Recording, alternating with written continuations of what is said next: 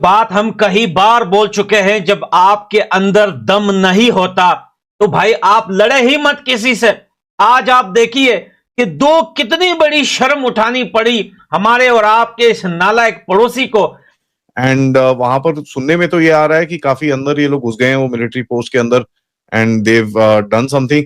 ये अटैक का claim already TTP ने ले रखा है। बहुत ज्यादा मिर्ची लगती है जब हम भारत के साथ मिलकर दोस्ती करते हैं, भाईचारा करते हैं, जय हिंद जय अफगानिस्तान कहते हैं।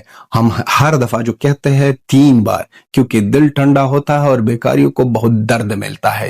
एग्जैक्टली मैं वही कह रहा हूं कि भाई अगर आपका बिल्कुल ये बात मजर की 100% दुरुस्त है कि हम फैसले लेकर अमूमन बकरी होते नजर आए। सिचुएशन बहुत अब खतरनाक एरिया में जा रही है। बात हम कई बार बोल चुके हैं, जब आपके अंदर दम नहीं होता तो भाई आप लड़े ही मत किसी से। आज आप देखिए कि कितनी बड़ी शर्म उठानी पड़ी हमारे और आपके इस नालायक पड़ोसी को। पाकिस्तान ने देखे सबसे पहले पाकिस्तान के आईएसआई के चीफ और ख्वाजा आसिफ, ये दोनों ने अफगानिस्तान के लिए वीजा अप्लाई किया हुआ था कि वहां आने के लिए ये आ रहे थे, अफगानिस्तान ने रिजेक्ट कर दिया। उसके बाद कल इन्होंने जो है माफी मांगना स्टार्ट की और 48 आवर्स के लिए वो इस जंग को सीज फायर करने के लिए अफगानिस्तान से मांग की। ये सबूत आपके सामने है। अफगानिस्तान तालिबान के स्पोक्स पर्सन ने उसी टाइम, जिस टाइम इनकी बात हुई, उसी टाइम उन्होंने ट्विटर पे ट्वीट किया और कहा कि पाकिस्तान के रिक्वेस्ट करने पर, क्योंकि सीज फायर से अफगानिस्तान को फायदा क्या है? अफगानिस्तान का तो कोई भी बंदा इनके साइड में नहीं मरा था और अफगानिस्तान का तो कोई भी बंदा वहां नहीं था कि ये क्लेम करे कि भाई इनके बंदे यहां पड़े हुए। सिंगल वीडियो तक नहीं है। इन्होंने तो बस डायरेक्टली ड्रोन से अटैक किया था। अफगानिस्तान को क्या जरूरत थी सीज फायर की? पाकिस्तान के तकरीबन 50, 60, 70 बंदे जो थे वो अफगानिस्तान के स्पिन बोल्डक इस तरफ उस तरफ जेवरिन लाइन के हर तरफ इनकी लाशें पड़ी हुई थी। और स्पेशली वो गेट को लेकर, जो स्पिन बोल्डक पे जो गेट है, आपको कल कोई और तस्वीर दिखाई थी, पाकिस्तानी क्लेम कर रहे थे ये एआई जनरेटेड है। वाह भाई क्या बात है, अब ये एआई जनरेटेड हो गया।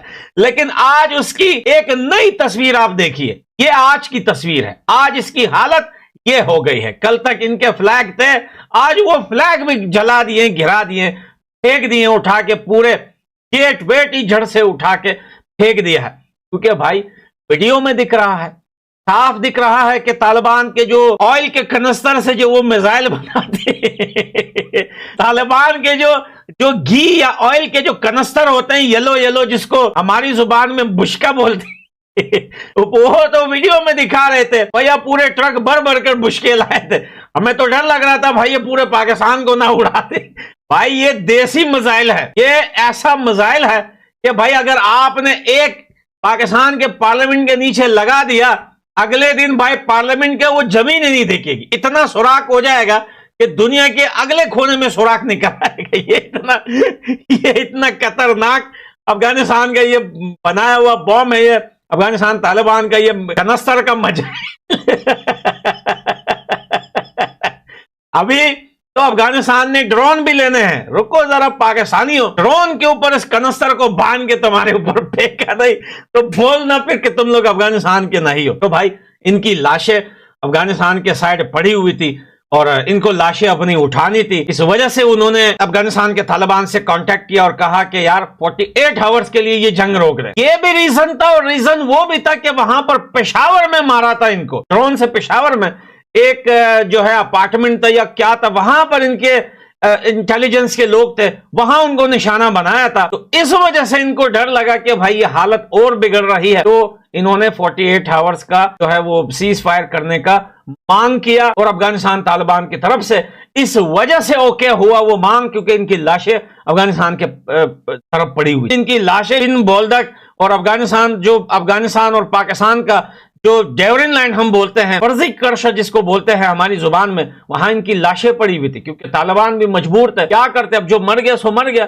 उसको ना देते तो भी मुसीबत थी, वहां पड़ी पड़ी सड़ जाती। अब जो मर गया सो मर गया भाई, उसके बाद उससे क्या दुश्मनी करनी। लेकिन उसी वजह से तालिबान ने वो सीज फायर एक्सेप्ट किया पाकिस्तान की तरफ से और फिर उनको कहा कि आओ भाई उठा लो इनको, और भर भर के। और आज उसकी भी वीडियो आई है, एक एक चीज का सबूत दिया है। आज उन जो मरे हुए फौजी हैं जिनको अफगानिस्तान के पास पड़े हुए थे, आज उनकी भी वीडियो आ रही है, तो थैलियों में डाल डाल के वो दे रहे हैं पाकिस्तान को, उठा लो भाई। लेकिन पाकिस्तान के लोग जो है वो अपनी आर्मी से सिर्फ मीडिया तक प्यार करते हैं। रियलिटी में जो वो वहां मर रहे हैं ना, आप फेसबुक और ट्विटर पे जाकर देख लें, इतने लोग ट्वीट कर रहे हैं हमारे गांव का ये बंदा मर गया, बोल रहा है हमारे ये रिश्तेदार मर गया आर्मी में इसका। लेकिन पाकिस्तानी जो आर्मी की जो प्रोपेगेंडा फौज है वो बोलती है नहीं भाई, हमारा एक बंदा भी नहीं मरा और वो उनकी इज्जत के लिए 2 वर्ड भी नहीं लिखते, कम से कम के RIP या कुछ भी लिख दें कि चले हमारा जवान तो लड़ते मर गया। इन्होंने अफगानिस्तान में सिविलियन के घरों पे अटैक किए, बच्चों को मारा, औरतों को मारा, तो ये इनकी हालत है। इससे ज्यादा ये कर क्या सकते हैं? सिविलियन को मारो, खुद भी मरो,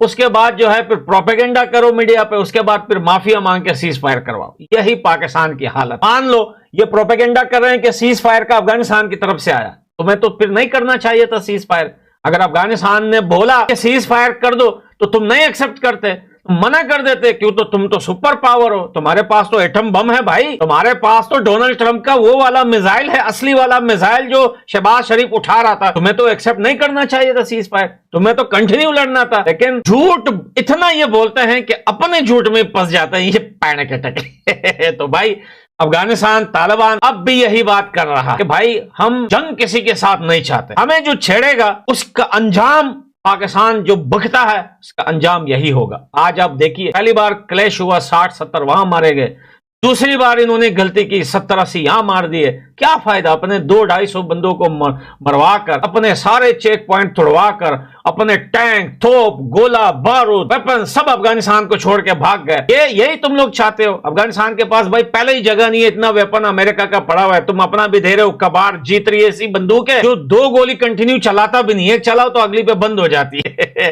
तो भाई ये हालत है पाकिस्तान की इस टाइम, और पाकिस्तान को अफगानिस्तान से बड़ा डर लगता है। अब आप लोग अफगानिस्तान को कमजोर समझे, आप लोग ये बोलें कि अफगानिस्तान के पास जो है जेट्स नहीं है, अफगानिस्तान के पास ये नहीं है, लेकिन जिस तरीके से इनका मीडिया बौखलाया हुआ है, घबराया हुआ है, चिल्ला रहे हैं, पार्लियामेंट से लेकर गली चौकियों तक, पुलिस से लेकर ट्रैफिक तक, आर्मी से लेकर प्रेसिडेंट तक, प्रेसिडेंट से लेकर prime minister, interior minister, foreign minister तक, जिस तरीके से ये लोग रो रहे हैं, तरीके से लोग आंसू बहा रहे हैं मीडिया पर, आप इससे अंदाजा लगाइए कितनी मार पड़ी होगी इनको अफगानिस्तान। भाई अगर आप ताकतवर हो, सामने वाली देश ताकतवर नहीं है, आपने मार दिया, आपको तो खुशी दिखानी चाहिए। इनको सबको मीडिया पे देखो, सब रो रहे हैं, सबके चेहरे उतरे हुए, और भाई ऐसे वर्ड यूज कर रहे हैं, ऐसी बातें कर रहे हैं कि आप देख के ही आप समझ जाओगे कि बंदे को मार बड़ी गजब की पड़ी है।